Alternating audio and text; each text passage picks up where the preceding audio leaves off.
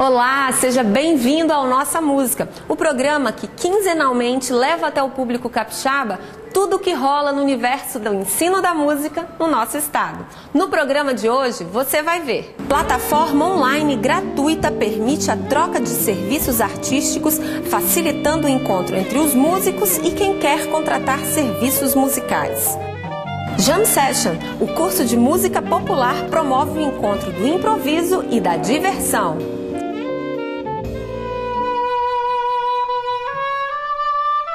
No quadro Que Instrumento é Esse? Vamos conhecer o oboé.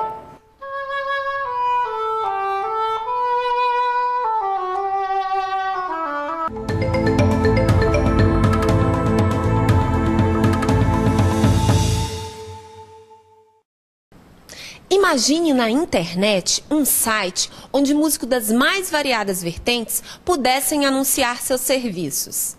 E se esses músicos pudessem encontrar pessoas interessadas em contratá-los? Tudo isso de maneira rápida, fácil e, o melhor, gratuita. Pois é, esse serviço já existe. É o cadastro de músico. E nós vamos conhecer um pouco mais dele agora. Professor, qual é o objetivo do cadastro? Bem, o cadastro de músicos para fins profissionais do nosso site é o seguinte: é para músicos acharem músicos e serem achados, né? A ideia é criar um banco de dados onde o músico se cadastra, aí ele põe o nome dele, o instrumento que ele toca, o bairro que ele mora, cidade, telefone, e-mail, e tem lá uma coluna que é para ele marcar o que ele toca, se ele toca rock, se ele toca pop, se ele toca erudito, se ele toca ou seja, blues, jazz, e outra coluna que pergunta se ele sabe ler partitura, se ele sabe ler cifra, se ele não sabe ler nada, mas tem um bom ouvido, né? E é uma outra coluna que é uma referência. Essa referência é para que ele ponha o nome de um amigo dele, de um colega, né? Com o telefone. Porque quando você procura um músico, digamos que alguém esteja precisando de um guitarrista para tocar amanhã. Então a gente não conhece assim rapidamente nenhum assim à mão.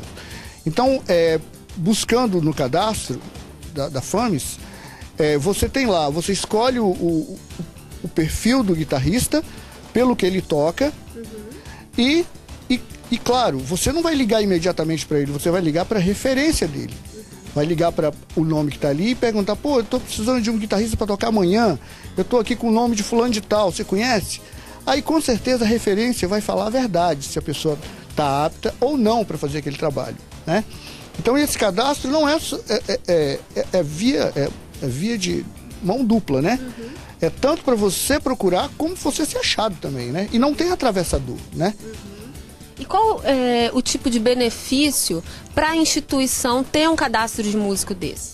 Bem, aqui a nossa faculdade, ela naturalmente agrupa músicos de toda a natureza, né? E isso quando o músico, alguém estiver buscando outro músico, ele, através da via do site da FAMES, ele até vai ficar sabendo dos nossos projetos e talvez até se interesse. De repente ele vai se deparar com algum curso, alguma coisa que a faculdade esteja oferecendo e ele vai falar: pô, que legal, eu vou lá. Ele estava procurando músico, mas ele viu aquela chamada interessante, que é uma coisa que é interessante para ele, vai buscar a faculdade, né? E qualquer pessoa pode se cadastrar no site? O site é livre, aberto. Qualquer pessoa, qualquer músico, tendo formação ou não, né? Sabendo ler música, não sabendo ler, tocando profissionalmente, ele é que vai dizer se ele toca ou não toca, né? Agora, quem vai classificá-lo se ele é apto ou não, será a pessoa que o contactar, né? Então, é absolutamente livre. Outras cidades, né? Qualquer um pode participar. A plataforma fica no site da FAMES, que é o www.fames.es.gov.br. Ao entrar, Basta procurar o link Cadastro de Músicos. Para os artistas que querem se anunciar no site, basta preencher um cadastro simples, deixando nome e contatos. Já aqueles interessados em contratar, basta entrar na busca do site e digitar o tipo de serviço de interesse. O curso de música popular da FAMES promove entre seus alunos jam sessions, com o objetivo de aliar o gosto pela improvisação e, claro, muita diversão.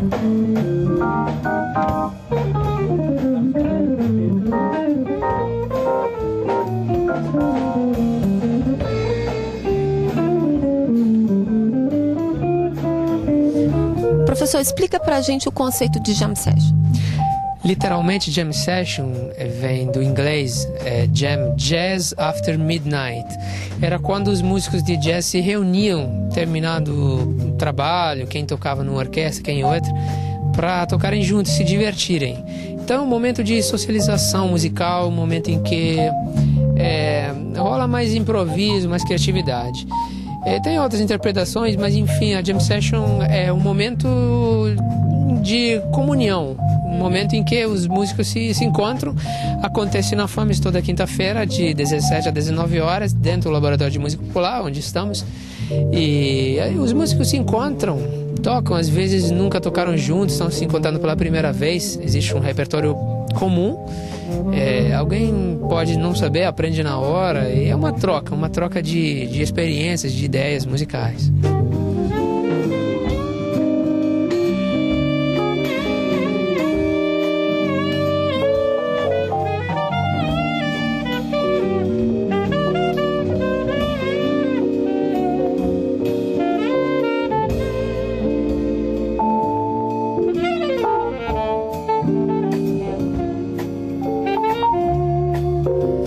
Michele, como é que é participar dessas jam sessions para você? Olha, para nós que somos alunos aqui do curso de música popular, é mais uma oportunidade de estar tocando junto, né? E aqui, em especial, a gente toca junto com os professores, né? Então, na verdade, tem um cunho bastante didático de você estar atualizando seu repertório, né? Ampliando o repertório também e pegando vivência musical. Eu acho que é basicamente isso para nós que somos alunos. É uma oportunidade única, assim, de participar sempre da Jam Session.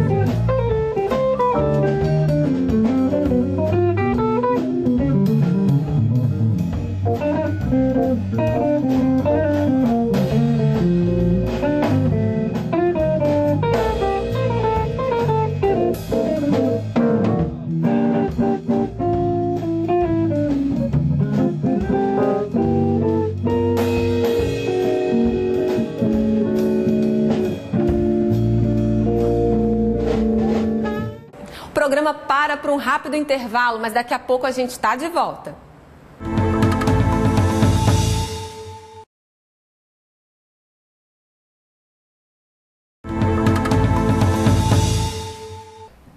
No quadro Que Instrumento é Esse de hoje, nós vamos conhecer sobre o oboé. Estamos aqui com a professora Mosineide Schultz e ela vai falar pra gente. Professora, quem toca oboé é o quê? Oboísta. Conta pra gente um pouco desse instrumento, fala sobre como ele funciona, a história dele. Fala um pouquinho dele pra gente. Bom, o oboé, ele é um instrumento um pouco desconhecido do público em geral, mas é um instrumento bastante antigo. Já data da Idade Média, a gente já percebe que ele já começa a surgir do final da Idade Média, mas é na França, no século XIV, no século XVII, que ele começa a ser desenvolvido e é como nós conhecemos hoje, não é? Ele é dividido em 3 partes. Nós temos a parte superior, né, que são os sons agudos, os sons médios, né, e a campana. Né, que nós temos ainda 2 chaves aqui que dão as notas mais graves. E é um instrumento feito de madeira, né, professor? Nós temos 2 madeiras que são utilizadas, que é o ébano e o jacarandá. Mas a gente também pode encontrar em resina, que são instrumentos mais simples, feitos para estudante. E conta pra gente sobre essas chavinhas, como elas funcionam, falar sobre a palheta, que a gente mostrou no programa passado, a oficina de palheta que acontece aqui na Faculdade de Música. Conta todas essas funcionalidades do instrumento. Bom, o oboé, ele lembra muito a clarineta, né? Ele tem as chaves, embaixo das chaves nós temos as sapatilhas que vêm nos orifícios, né? Que formam os sons, as alturas. A diferença básica é que esse é um instrumento de palheta dupla. Então, são duas palhetas, como nós vimos na oficina, são duas palhetas, canas de bambu, né? São canas especiais e elas são prensadas, amarradas e raspadas. E depois que ela vibra, aí ela emite o som. Então, a gente pode dizer que sem a palheta, a gente não pode fazer nada. Ele é um instrumento que a gente pode dizer inútil sem a palheta. Então, a palheta é um outro instrumento. É praticamente um outro instrumento. Então, nós precisamos nos dedicar à técnica do oboé e também ao artesão, né? A oficina de trabalhar, de estar ali, cada cana como ela é plantada e colhida em épocas diferentes, às vezes recebe mais sol ou menos sol. Isso vai alterar, e isso também vai modificar na forma que você vai trabalhar ela, vai raspar ela. E ela vai dar um resultado também diferente, um pouco mais distinto também, cada uma. Mostra a palheta pra gente, professor. Bom, essa aqui é a palheta do oboé. Essa você confeccionou também, professor? Essa sou eu que confeccionei. Nós temos o tubo, né? Ela é feito por dentro, é um bronze. Aí nós temos uma cortiça, é amarrada na linha, né? E o próprio bambu, né? A cana, né? Propriamente dita, que ela é raspada. Vocês observam que ela tem um desenho. Ela é mais transparente em cima, por isso ela é mais raspada, né? Por ser mais raspada. E nós temos então um desenho que no meio, por exemplo, fica um pouco mais escuro, que é onde está menos raspado, que a gente chama que é o coração da palheta, que é o que é possível a gente fazer sons graves, médios e agudos. Ela é encaixada aqui. Ela por si só ela já emite som, ela precisa vibrar. Então, ela precisa sair um som. Então eu tenho, eu consigo já saber que ela tem essas alturas. E através disso a gente consegue também fazer as alturas aqui no instrumento. Então, ela é acoplada. Então ela entra aqui.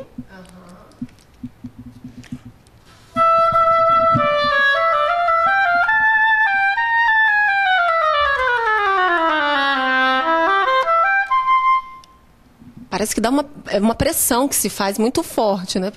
Olha, a gente pode dizer que não é só o ar que faz tocar o oboé, não. Existe realmente uma corrente de ar que ela precisa ter uma certa pressão, senão ela não emite som. É um diferencial de outros instrumentos, não é? Então, se eu só soprar o oboé, ele simplesmente não vai acontecer nada. Eu posso explicar.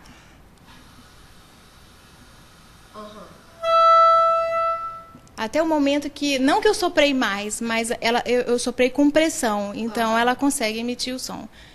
É uma pressão muito forte, que eu vejo os oboístas tocando, eles fazem uma pressão e uma cara muito... Fica feio, né? A gente pode dizer que o som é mais bonito do que o oboísta tocando. Mas o oboé, ele, de alguma maneira, ele encanta, ele se destaca por esse som anasalado, diferente, né? Bem diferente, assim, característico próprio do instrumento, que o caracteriza de outros instrumentos, né? Que o difere, na verdade, de outros instrumentos. Professora, eu observei que antes de colocar a palheta no instrumento, você tira ela de dentro de um copo com água. Por que isso? Bom, é água mesmo, viu, gente? A cana, ela tá seca quando a gente tira ela do estojo. Então, ela precisa ficar úmida para vibrar. Ela seca, ela não vibra. Então, ela também pode nos surpreender na hora de tocar, de não sair o som, ou sair um som que a gente não espera. Então, ela precisa vibrar primeiro. Pronto, eu sei que ela está vibrando, que ela está bem, e aí ela já está pronta para ser usada. Bom, já que ela está prontinha para ser usada, que tal a gente ouvir um pouco do oboé sendo tocado? Vamos lá. Por favor.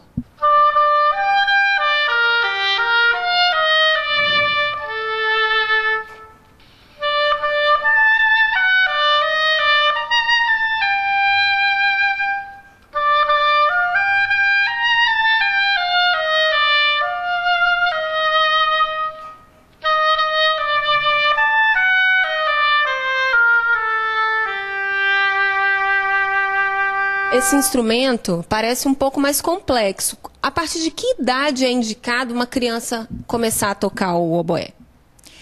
Como é um instrumento, a gente pode dizer que é um pouco mais pesado, a gente sustenta ele somente com esse dedo, a abertura da mão é um pouco maior, né? Exige também uma pressão um pouco maior para se tocar, né? Como a gente havia comentado.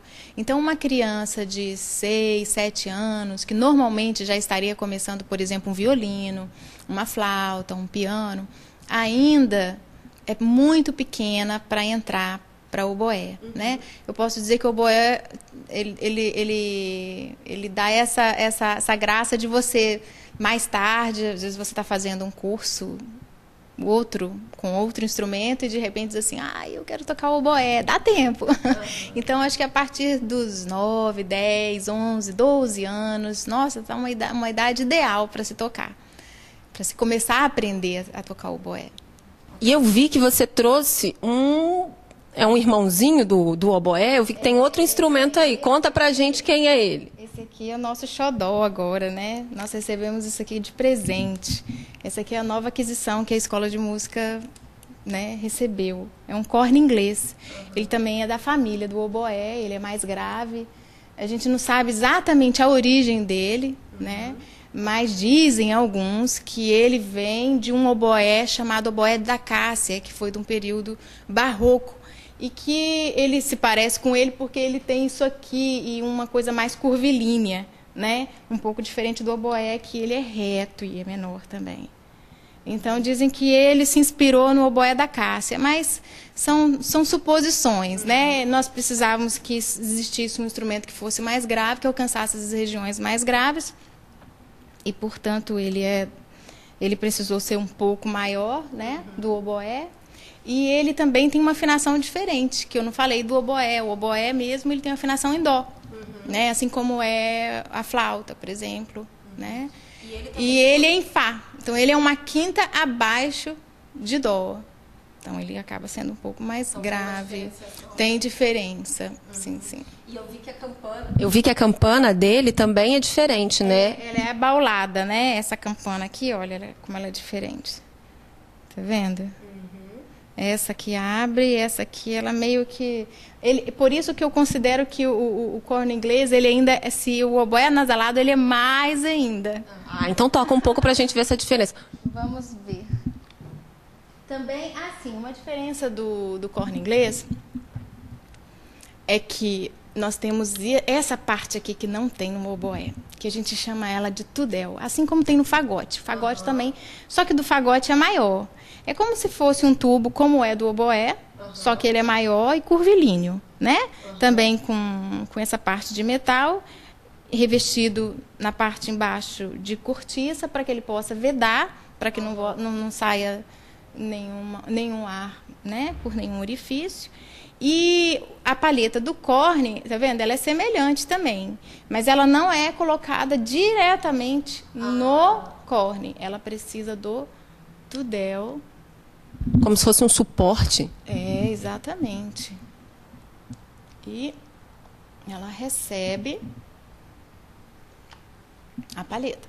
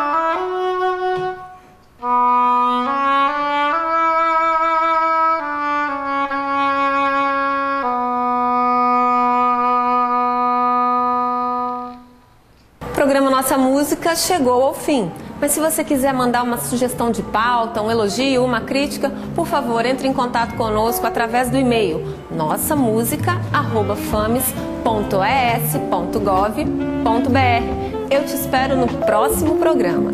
Até lá!